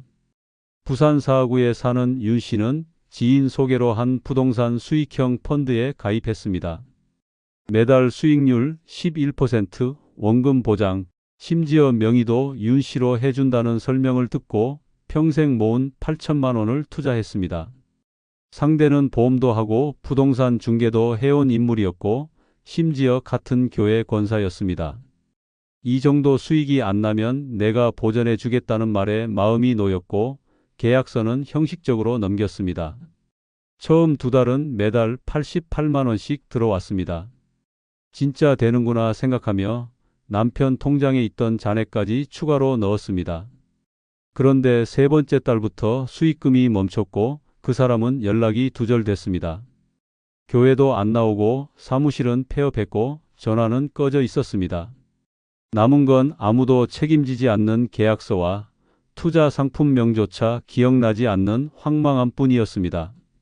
윤 씨는 며칠 동안 잠도 못 자고 병원에서 공황장애 진단을 받았습니다. 자식에게 말도 못하고 보험 해지하며 생활비를 충당했고 결국엔 월세로 살던 집도 보증금을 줄여야 했습니다. 윤 씨는 말합니다. 나는 돈을 벌고 싶었던 게 아니라 그냥 살아만 보려고 했어요. 근데 그 마음을 꿰뚫고 들어온 거죠. 너무 똑똑했어요, 그 사람. 수익률이 10%를 넘는다는 말은 곧 그만큼 당신 돈을 지킬 장치가 없다는 뜻입니다. 높은 수익률은 절대 공짜로 주어지지 않습니다. 노후 자금은 안정이 먼저입니다. 투자도 이익도 안전이 전제되지 않으면 아무 의미 없습니다. 10% 이상이라는 말이 들리는 순간 제안이 아니라 경고로 받아들이십시오. 그 한 번의 의심이 당신의 인생을 지켜줍니다. 네 번째는 통장을 반드시 3개로 나눠 관리하는 것입니다. 모든 돈을 한 군데에 모아두는 순간 당신의 인생도 한순간에 무너질 수 있습니다. 통장이 하나면 감정도, 판단도, 돈도 함께 휘청입니다. 그러나 통장을 3개로 쪼개면 돈이 새는 곳을 막고 위기에 흔들리지 않으며 계획대로 인생을 끌고 갈 수 있습니다. 첫 번째 통장은 생활비 통장입니다. 식비, 공과금, 약값처럼 매달 고정적으로 나가는 비용만 넣고 매달 같은 날짜에 일정 금액만 꺼내 써야 합니다. 이 통장은 철저히 생존을 위한 계좌입니다. 두 번째 통장은 비상금 통장입니다. 갑자기 병원에 입원하거나 자식이 급하게 돈이 필요하거나 예기치 못한 사고가 발생했을 때를 대비해 비상자금으로 사용해야 합니다. 이 계좌는 평소엔 손대지 말고 오직 위기의 순간에만 꺼내야 합니다. 세 번째 통장은 미래 통장입니다. 여행, 취미, 선물, 자기계발처럼 노후에도 삶의 활력을 유지하기 위한 돈입니다. 이 돈이 있어야 노년이 고립되지 않고 우울하지 않으며 사람들과 관계를 유지할 수 있습니다. 통장을 나눈다는 것은 곧 목적을 나누는 것입니다. 내 돈이 어디로 왜 나가는지를 아는 순간 감정에 휘둘리지 않고 돈을 지킬 수 있습니다. 통장이 하나면 누가 울면서 부탁하면 꺼내주게 되고 오늘만 괜찮겠지 하며 펑펑 쓰게 됩니다. 그러나 세 개로 나누면 이건 생활비라 안 돼요. 비상금은 내가 쓰기 전까진 안 꺼내요. 미래 통장은 내가 기분 좋아질 때만 써요 라고 스스로에게 말할 수 있습니다. 서울 동작구에 사는 장 씨는 퇴직 후 받은 일시금 1억 2천만 원을 하나의 통장에 넣어 관리했습니다. 처음엔 매달 정해진 금액만 썼지만 자식 결혼 비용, 손주 돌잔치, 아는 사람 경조사, 심지어 친구와의 여행까지 겹치며 돈이 빠르게 줄어들었습니다. 어느 날 은행 잔고를 확인하자 3천만 원이 채 남지 않았고 장 씨는 당황한 나머지 허겁지겁 자식들에게 알렸습니다. 돌아온 건 왜 미리 말 안 했어요? 그렇게 쓰시면 안 되죠라는 말뿐이었습니다. 누구 하나 돈을 보태주겠다는 사람은 없었습니다. 그제야 장 씨는 통장을 나눠야 했다는 사실을 뼈저리게 깨달았습니다. 생활 비용과 행사비, 취미생활비가 뒤섞이니 아무리 전략해도 어디서 줄여야 할지 감조차 없었던 것입니다. 이후 장 씨는 새 통장을 2개 더 만들어 각각 정해진 용도만 사용하기 시작했습니다. 놀라운 건 그 뒤부터였습니다. 소비가 줄고 불안감도 사라졌습니다. 잔고는 줄지 않았고 계획은 분명해졌으며 심리적인 안정감이 생겼습니다. 장 씨는 말합니다. 통장이 셋으로 나뉘니까 내 인생도 세 갈래로 나뉘더라고요. 하나는 현재, 하나는 위기, 하나는 즐거움. 이제야 진짜 인생을 조절할 수 있는 기분이에요. 돈은 많고 적음보다 다루는 방식이 중요합니다. 하나의 통장에 모든 걸 넣어두는 건 폭탄을 안고 사는 것과 같습니다. 그러나 통장을 나누는 순간 당신의 인생도 질서와 방향을 되찾습니다. 노후는 통장 속 잔액보다 그 돈을 어떻게 나눠 쓰느냐에 달려 있습니다. 통장 3개, 그것이 당신의 노후를 지키는 가장 확실한 방패입니다. 노후 자금을 끝까지 지키는 5번째는 친구 이웃 간 돈 거래를 절대 하지 않아야 합니다. 아무리 가까운 사이라 해도 돈이 오가는 순간 관계는 망가집니다. 정으로 시작된 대화가 오해와 불신으로 끝나고 믿음으로 준 돈이 원망과 배신으로 돌아옵니다. 특히 노년의 돈은 평생을 참고 견디며 모은 생존의 자산입니다. 그런데 그 귀한 돈을 이번 한 번만이라는 말에 내주면 돌아오는 건 빈 통장과 무너진 관계뿐입니다. 노후의 자금은 젊을 때처럼 다시 메울 수 있는 여유가 없습니다. 월급도 없고 사업도 없고 일할 체력도 없습니다. 잃으면 끝이고 빌려주면 사라집니다. 상대는 급한 불 끄자고 빌리는 거지만 당신은 그 불에 타 죽을 수 있습니다. 돈을 빌리러 오는 사람은 대부분 진심으로 급합니다. 하지만 그 진심은 곧 책임을 못 진다는 말과 다르지 않습니다. 여유가 있었다면 은행을 갔을 것이고 방법이 있었다면 당신에게 부탁하지 않았을 것입니다. 결국 갚을 확률이 낮다는 뜻이며 결국 당신이 손해를 안고 감정을 소모하는 일이 벌어집니다. 돈을 빌려줬다가 돌아오지 않으면 관계도 끝납니다. 문제는 여기서 끝이 아닙니다. 처음엔 미안해하던 사람이 시간이 지나면 당신을 피하고 결국엔 당신 탓으로 돌리기 시작합니다. 그때 안 빌려줬으면 어땠겠냐, 빌려준 게 잘못이다라는 말까지 듣게 됩니다. 그 순간 남는 건 돈 잃은 허무함과 마음 다친 분노뿐입니다. 충청남도 공주시에 사는 김 씨는 이웃에게 700만 원을 빌려줬습니다. 30년 지기였고 아이들 유치원 다닐 때부터 알고 지낸 사이라서 단 한 번도 의심하지 않았습니다. 이웃은 가게 권리금만 조금 부족해서 그러니 2달만 쓰겠다며 애원했고 김 씨는 사람 봐가며 돕는 거지라는 생각으로 통장을 열었습니다. 하지만 6개월이 지나도 갚을 기미는 없었고 전화도 받지 않았습니다. 찾아가면 없다고 하고 문자하면 씹고 결국 SNS에서 친구 끊기까지 당했습니다. 그 후로 김 씨는 그 길을 아예 피하고 다녔고 함께 다니던 동네 모임도 끊었습니다. 한 번의 돈 거래로 돈도 잃고 인간관계도 잃고 마음도 무너졌습니다. 무서운 건 김 씨가 누구에게도 이 말을 하지 못했다는 점입니다. 그깟 돈이라고 말할까봐, 어떻게 그 사람한테 빌려줘라고 들을까봐 김 씨는 속만 썩이고 있었습니다. 결국 병원에선 스트레스성 위염 진단까지 받았습니다. 김 씨는 말합니다. 그 돈은 다시 벌면 되지만 내 마음은 못 고쳐요. 돈이 아니라 자존심이 깨졌어요. 노후의 돈은 자산이 아닙니다. 생명줄입니다. 이웃과 친구 사이에 돈을 섞는 순간 정든 이름은 사라지고 채무자와 채권자만 남습니다. 그 정도도 못 믿냐는 말에 흔들리지 마십시오. 믿지 않는 것이 아니라 지키는 것입니다. 나를, 나의 노후를, 내가 만든 삶을 지키는 것입니다. 거절하십시오. 애매하게 웃지 말고 단호하게 말하십시오. 돈은 못 빌려줘요. 그 한마디가 당신의 평생을 지켜줍니다. 노후 자금을 끝까지 지키는 6번째 방법은 보이스피싱에 철저히 대비하는 것입니다. 전화 한 통, 문자 한 줄, 링크 하나가 당신의 평생 자산을 하루아침에 송두리째 앗아갈 수 있습니다. 지금도 어딘가에서는 누군가가 당신 명의로 대출이 발생했습니다. 검찰 조사 대상입니다. 계좌가 범죄에 연루됐습니다. 라는 말에 속아 돈을 이체하고 있습니다. 보이스피싱은 더 이상 어리석은 사람이 당하는 일이 아닙니다. 오히려 스마트폰을 쓰고 문자에 익숙하고 금융기관에 믿음이 있는 사람일수록 더 위험합니다. 최근 사기 수법은 AI 음성 복제, 공문 위조, 경찰 금융기관 사칭까지 날로 정교해지고 있습니다. 사기꾼들은 당신의 이름, 주소, 주민번호는 물론 예금 내역까지 미리 파악하고 접근합니다. 그러니 내 정보는 안전하다, 나는 속지 않는다는 생각이 가장 위험합니다. 돈 얘기가 나오는 순간 모든 전화는 의심해야 합니다.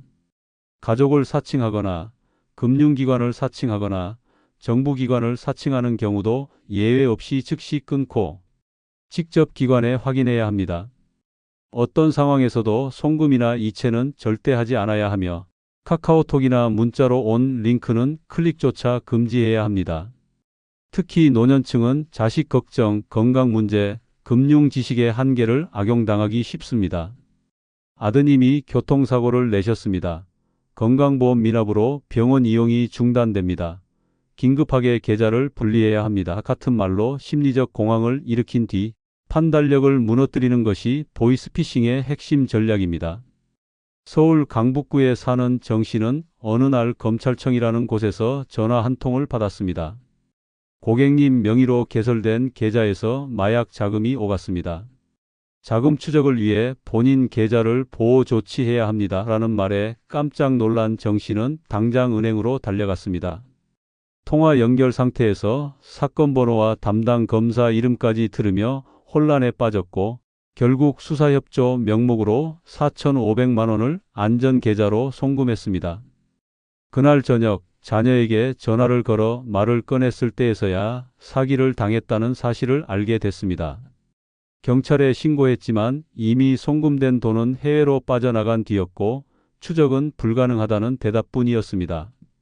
정 씨는 이 사건 이후 극심한 우울증과 불면증에 시달렸고 자식에게도 죄책감 때문에 말도 제대로 못하고 지냈습니다. 정 씨는 말합니다. 그날은 그냥 무서웠어요. 마치 내가 진짜 범죄자라도 된 기분이었어요. 놀리고 뭐고 없고 그냥 시키는 대로 하게 되더라고요. 그게 무섭습니다. 보이스피싱은 속이는 기술이 아니라 겁주는 기술입니다. 심리적 틈을 파고들어 판단을 마비시키고 공포를 자극해 행동하게 만듭니다. 그래서 차분할 때는 절대 안 속을 일도 그 순간에는 누구든 속게 됩니다. 노후의 돈을 지키려면 두 가지는 철저히 기억해야 합니다.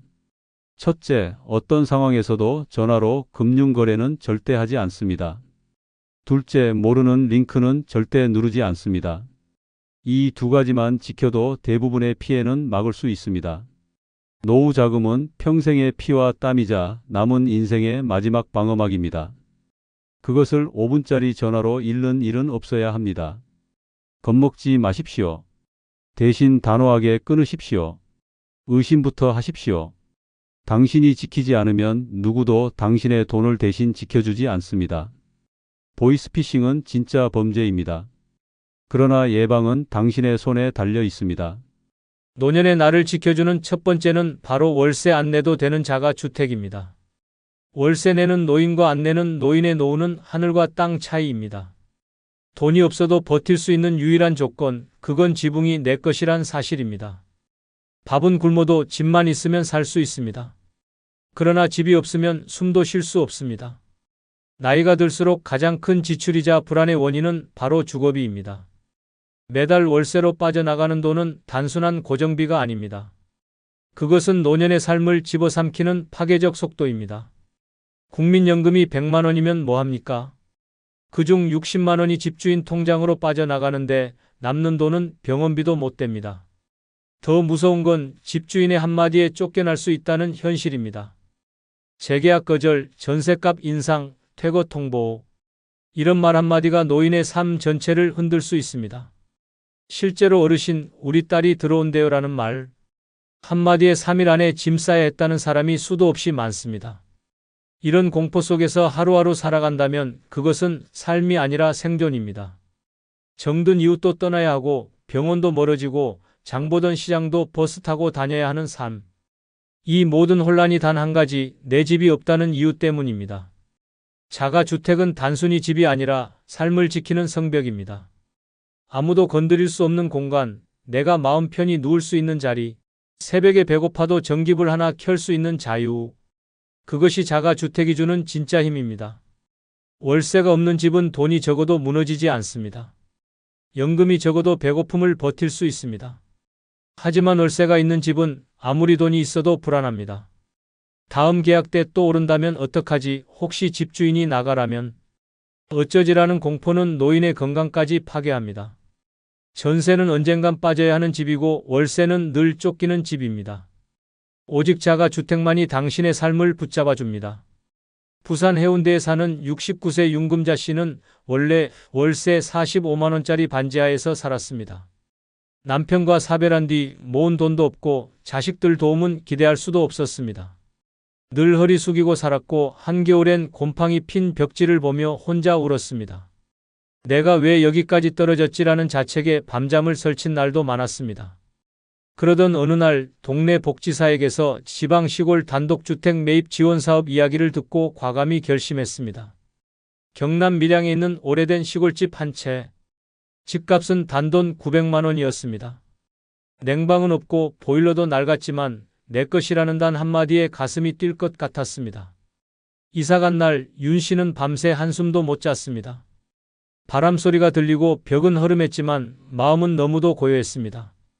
다음 날 그녀는 마당을 쓸고 고구마를 심었습니다.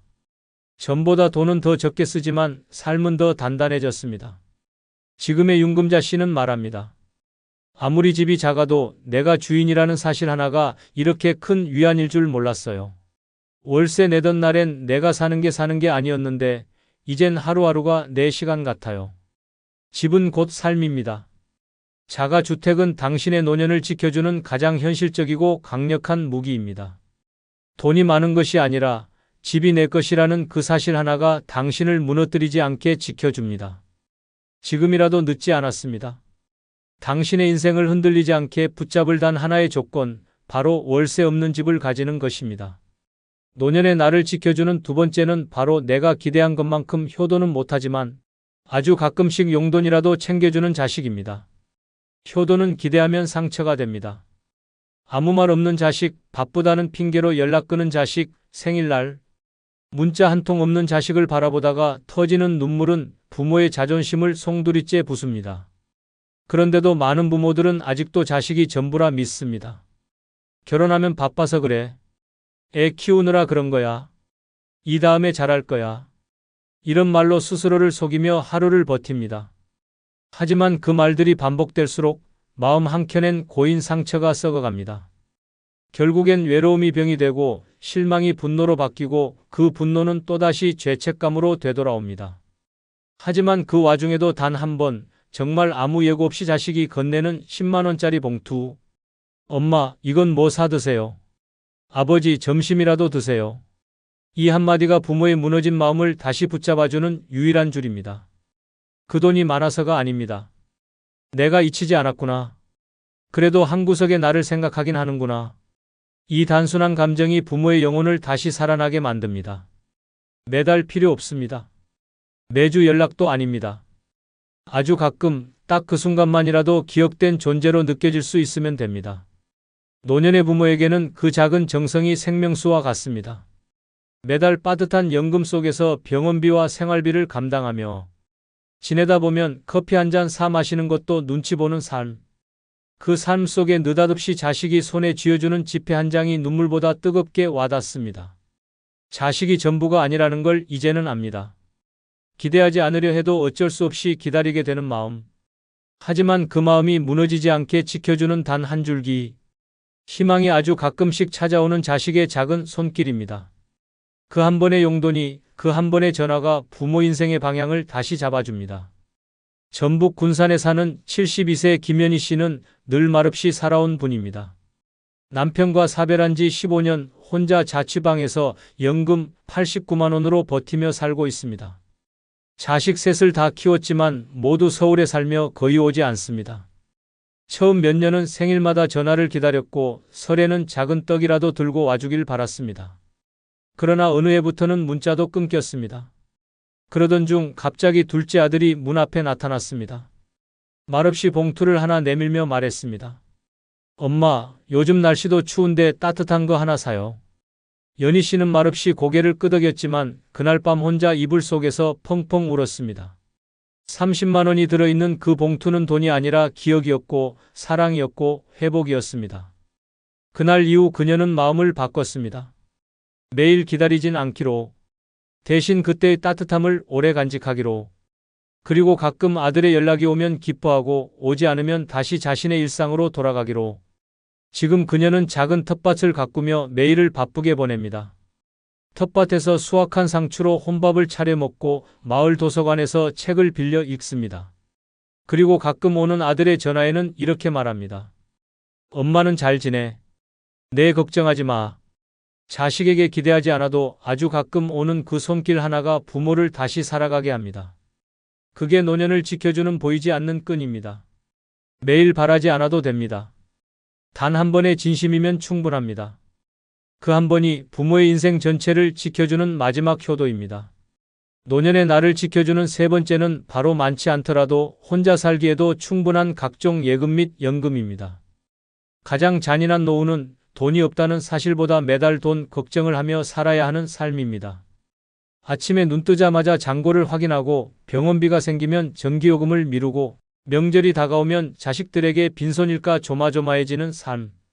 이 모든 불안은 돈이 부족해서가 아니라 안정적으로 들어오는 수입이 없어서 생깁니다. 한 달에 70만 원이든 90만 원이든 고정적으로 들어오는 연금은 노년의 생명줄입니다. 이 돈이 있느냐 없느냐에 따라 삶의 질은 극단적으로 갈립니다. 누군가는 매일 마트를 가고 누군가는 반찬가게 앞에서 한참을 서성이다 돌아섭니다. 그 차이를 만드는 건 많은 돈이 아닙니다. 꾸준한 돈입니다.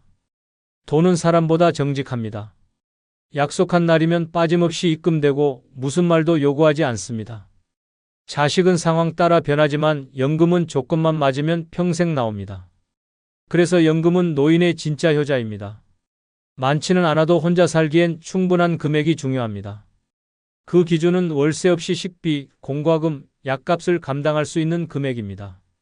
대단한 수준이 아닙니다. 하지만 그 돈이 있으면 최소한 사람에게 굽신거릴 필요는 없습니다. 자존심을 구걸하지 않아도 됩니다. 쓸 돈이 없으면 사람도 건강도 관계도 무너집니다. 하지만 쓸 수 있는 돈이 조금이라도 있으면 선택의 자유가 생깁니다. 혼밥도 당당하게 할 수 있고 병원에서도 눈치 보지 않고 진료를 받을 수 있으며 필요한 물건을 살 때 다음 달 카드값을 걱정하지 않아도 됩니다. 그 자유가 바로 노년을 지켜주는 가장 현실적인 힘입니다. 경기 양평에 사는 74세 오경희 씨는 퇴직 후 남편 없이 혼자 살고 있습니다. 그녀가 의지하는 수입은 국민연금 62만 원, 그리고 매달 10만 원씩 자동 이체되는 적금의 이자 3만 원이 전부입니다. 많지 않은 금액이지만 그녀는 이 돈으로 아주 단단한 삶을 살아가고 있습니다. 시골이라 월세가 없고 식사는 대부분 직접 해 먹으며 매주 장터에서 1만 원어치 장을 보면 3일은 충분히 버팁니다. 중요한 건 그 돈이 매달 들어온다는 안정감입니다. 어느 날 친구가 갑작스레 수술을 받게 되었고 오 씨는 병원비 일부를 선뜻 내주었습니다. 친구는 눈물 흘리며 말했습니다. 너도 여유 없잖아. 그때 오 씨가 한 말은 잊을 수 없습니다. 나는 매달 들어오는 돈이 있으니까 괜찮아. 그녀는 연금을 받은 날 가장 먼저 자신의 통장에 5만 원을 옮깁니다. 언제 쓸지는 몰라도 나를 위해 쓰고 싶을 때 쓰는 거야. 그 습관 하나가 오 씨의 삶을 단단하게 만들었습니다. 매달 수입이 있다는 건 단순히 생활비의 개념이 아니라 삶을 컨트롤할 수 있는 주도권입니다. 지금 그녀는 말합니다. 나는 남편도 자식도 없지만 나를 지켜주는 건 매달 들어오는 이 작은 연금이에요. 이 돈이 나를 외롭지 않게 해요. 많이 벌지 않아도 됩니다. 많이 갖지 않아도 됩니다. 하지만 매달 들어오는 돈, 그 작지만 꾸준한 수입이야말로 노년을 지키는 유일한 방패입니다. 돈이 인생의 전부는 아니지만 없으면 인생이 흔들립니다. 지금 당신에게 필요한 건 거창한 재산이 아니라 한 달을 버틸 수 있는 기본 수입입니다. 그것이 당신의 자존심을 지키고 당신의 남은 삶을 보호합니다. 노년의 나를 지켜주는 네 번째는 바로 단절보다 차단을 선택하는 판단력입니다. 사람 때문에 망가진 인생은 많아도 사람을 끊어서 망한 인생은 없습니다. 그런데도 많은 이들은 마지막까지 혹시라도라는 마음으로 상처 주는 사람을 품고 살아갑니다. 모욕을 주고 이용하고 불편하게 만드는 사람을 두고도 그래도 인연인데라며 끊지 못합니다. 그 인연이 당신을 병들게 합니다. 아무 말 없이 무시하는 자식, 부탁할 때만 연락 오는 지인, 만날 때마다 길을 꺾는 친척들, 이런 사람들과의 관계를 참고 유지하는 건 미덕이 아니라 당신의 남은 삶을 불행으로 끌고 가는 독입니다. 단절은 감정의 폭발이고 그 뒤엔 후회가 남습니다. 하지만 차단은 이성의 판단이며 그 끝엔 평온이 남습니다. 상대가 나에게 해를 끼치고 있음이 분명할 때 그 관계를 더 이상 붙잡지 않는 것은 배신이 아닙니다. 그것은 나를 지키는 최소한의 권리입니다. 어떤 사람은 나는 혼자 되기 싫어라며 독한 사람 곁에 머무릅니다. 하지만 혼자 있는 것보다 더 고통스러운 건 나를 망가뜨리는 사람과 억지로 함께 있는 삶입니다. 외로움을 피하려다 인생 전체가 쓰레기통처럼 엉망이 되어버리는 것입니다. 그 사람만 없어지면 삶이 평온해지리라는 걸 알면서도 자꾸 그 관계를 유지하려는 이유는 단 하나입니다. 내가 나를 믿지 못하기 때문입니다. 하지만 이제는 바꿔야 합니다. 남이 아닌 나 자신을 기준으로 관계를 선별하고 불편한 사람은 과감히 차단해야 합니다. 문자에 답하지 않아도 됩니다. 전화를 받지 않아도 됩니다. 모임에서 빠져도 단톡방에서 나와도 됩니다. 나를 무시하고 불편하게 대하는 사람에게 예의를 지키느라 내 삶이 무너지는 건 어리석은 선택입니다. 인천 부평에 사는 70세 안상자 씨는 동생과의 관계로 수십 년간 고통받아 왔습니다. 어릴 적부터 내가 언니니까 참아라는 말을 들어왔고 성인이 된 후에도 경제적으로 늘 도와줬습니다. 하지만 돌아오는 건 고마움이 아닌 당연하다는 태도와 무시였습니다. 결정적인 계기는 남편 장례식 날이었습니다. 동생은 조문은커녕 장례 비용 이야기를 꺼내며 돈 문제를 운운했습니다. 그날 밤 상자 씨는 결심했습니다. 이제 그만해야겠다. 그녀는 동생 번호를 차단했고 가족 단톡방에서 조용히 나왔습니다. 처음엔 마음이 무너졌습니다. 하지만 이상하게도 시간이 흐르자 마음이 편안해졌습니다. 잔소리도 눈치도 모욕도 사라졌기 때문입니다. 지금 그녀는 자신만의 일상을 만들어가고 있습니다. 동네 도서관에서 글쓰기 수업을 듣고 같은 아파트에 사는 여성들과 손뜨개를 배우며 시간을 보냅니다. 예전보다 외부 연락은 줄었지만 마음의 평온은 확연히 커졌습니다. 상자 씨는 말합니다. 내가 누굴 자른 게 아니에요. 그냥 나를 지키기로 한 거예요. 내 인생 이제부터라도 편하게 살고 싶어서요. 단절은 관계를 무너뜨리지만 차단은 삶을 지켜줍니다. 불편한 사람을 멀리하는 건 이기적인 것이 아니라 자신을 사랑하는 방법입니다. 이제는 망설이지 마십시오. 더는 누구 때문에 힘들어하지 말고 조용히 단호하게 선을 긋는 겁니다. 그것이 노년을 지켜주는 판단력입니다. 노년의 나를 지켜주는 다섯 번째는 바로 누구에게도 휘둘리지 않는 생활 리듬입니다. 하루를 어떻게 시작하느냐에 따라 인생의 방향이 바뀝니다. 그런데 많은 이들이 자신의 리듬이 아닌 남의 필요에 맞춰 하루를 조각냅니다. 자식의 부탁에 아침이 깨지고 친구의 전화 한 통에 하루 계획이 틀어지고 동네 사람의 수다에 점심시간이 통째로 날아갑니다. 문제는 그렇게 맞춰주다 보면 내 삶이 사라진다는 것입니다. 누군가에게 끌려다니는 삶은 결국 지쳐 무너지게 됩니다. 내가 원하지도 않는 약속을 지키고 하고 싶지도 않은 말을 억지로 듣고 피곤한데도 억지로 나가야 하는 일상. 이런 삶을 반복하다 보면 어느 순간 나는 없고 남의 일정으로 움직이는 기계만 남습니다. 노년의 자유는 더 이상 바쁘게 움직이는 데 있지 않습니다. 가장 소중한 건 내가 원할 때 움직이고 내가 원할 때 멈출 수 있는 삶입니다. 아침에 눈 떠서 내가 먹고 싶은 걸 준비하고 내가 걷고 싶은 길을 천천히 걸으며 내가 쉬고 싶을 때 소파에 기대는 것. 이 단순한 리듬이 노년의 삶을 가장 품위 있게 만들어줍니다. 가장 무서운 건 이 생활 리듬이 한번 흐트러지면 다시 회복하기 어렵다는 점입니다. 밤늦게 자고 늦게 일어나며 하루가 흐릿하게 시작되면 그 흐릿함은 전신으로 번져 우울과 무기력, 질병으로 연결됩니다. 반대로 일정한 리듬은 노인의 몸과 마음을 지탱하는 유일한 중심축입니다. 남이 뭐라 하든 누가 연락을 하든 약속이 있든 없든 나의 리듬을 고수하는 것. 그게 삶의 품격입니다. 단순한 습관이 아니라 노년을 지키는 가장 확실한 방어입니다. 대구 수성구에 사는 75세 장명자 씨는 과거 지인들과 약속이라면 무조건 응하던 사람이었습니다. 시간 많으시잖아요. 같이 좀 가줘요. 점심이라도 먹어요 라는 말에 매번 끌려다니며 그녀의 하루는 남의 부탁으로 채워졌습니다. 그러다 어느 날 건강검진 결과에서 고혈압 수치가 위험 수준이라는 말을 들었습니다. 이유는 명확했습니다. 수면 부족, 불규칙한 식사, 끊임없는 스트레스. 그제야 깨달았습니다. 나는 왜 내 하루를 다른 사람에게 내맡기고 있었을까? 그날 이후 장 씨는 일정을 싹 정리했습니다. 매일 아침 6시에 일어나 30분 스트레칭, 7시에 죽 한 그릇, 8시에 산책, 11시 점심 준비. 오후엔 1시간 독서와 30분 낮잠, 저녁 6시 이후엔 TV 한 편만 보고 밤 10시에 취침. 이 단순한 일정을 한 달간 유지한 결과 수면은 깊어졌고 혈압은 떨어졌으며 무엇보다 마음이 가벼워졌습니다. 주변 사람들은 요즘 왜 안 보이냐며 연락했지만 그녀는 웃으며 말했습니다. 이젠 내 일정이 먼저예요. 내 건강이 중요하니까요. 지금 그녀는 스스로를 가장 우선순위에 두고 살아갑니다. 그리고 말합니다. 누구에게도 끌려가지 않으니 비로소 내가 살아있는 기분이에요.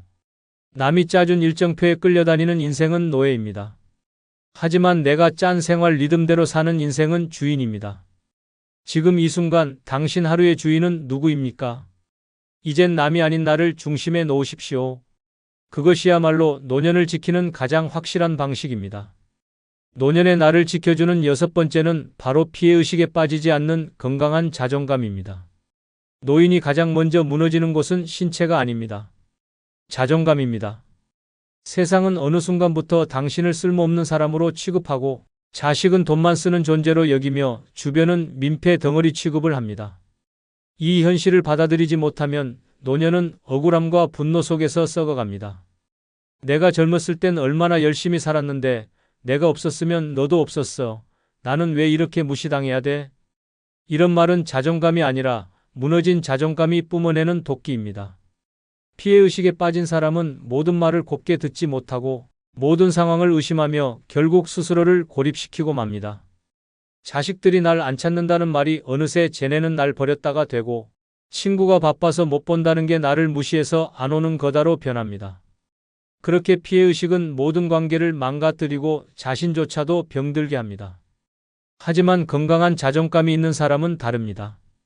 누가 불러주지 않아도 당당히 외출하고 누가 알아주지 않아도 스스로를 칭찬하며 살아갑니다. 누가 뭐라 해도 흔들리지 않는 중심, 그게 바로 노년을 지키는 가장 강력한 방패입니다. 자존감은 나이와 무관합니다. 삶을 어떻게 받아들이느냐의 태도에서 시작됩니다. 나는 괜찮다. 나는 지금도 충분히 가치 있는 사람이다. 라는 확신이 있다면 아무리 혼자여도 외롭지 않고 아무리 가진 것이 없어도 당당합니다.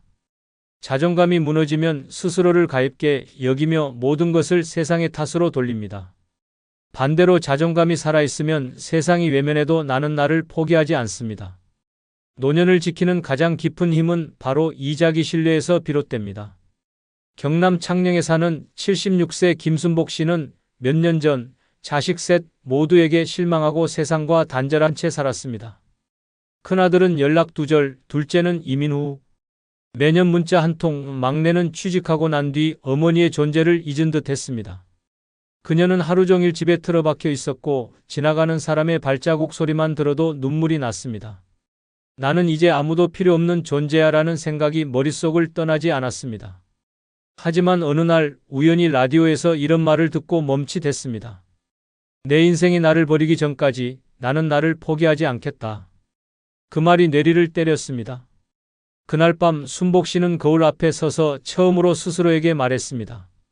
나는 괜찮은 사람이야. 다음 날부터 그녀는 하루 30분씩 동네 공원을 돌기 시작했고 몇 주 뒤엔 주민센터에서 진행하는 실버 요가 수업에 등록했습니다. 처음엔 아무 말 없이 구석에 앉아 있었지만 시간이 지나자 하나둘 친구가 생겼고 대화가 생겼고 웃음이 생겼습니다. 지금의 그녀는 매일 아침 6시에 일어나 밥을 짓고 깨끗한 옷으로 갈아입고 화분에 물을 주며 하루를 시작합니다. 자식에게 연락이 오지 않아도 아무에게도 기대지 않습니다. 내가 나를 믿고 있으니까 괜찮아. 건강한 자존감은 노년을 지켜주는 마지막 남은 힘입니다. 누군가 알아주지 않아도 스스로를 존중할 수 있는 용기. 그것이 바로 나를 끝까지 지켜내는 진짜 무기입니다. 지금 당신의 가슴에도 말하십시오. 나는 충분히 괜찮은 사람이다. 이 믿음 하나면 누구도 당신 삶을 무너뜨릴 수 없습니다. 마지막으로 좋아요 눌러주시면 다음 영상 제작에 큰 힘이 됩니다. 감사합니다.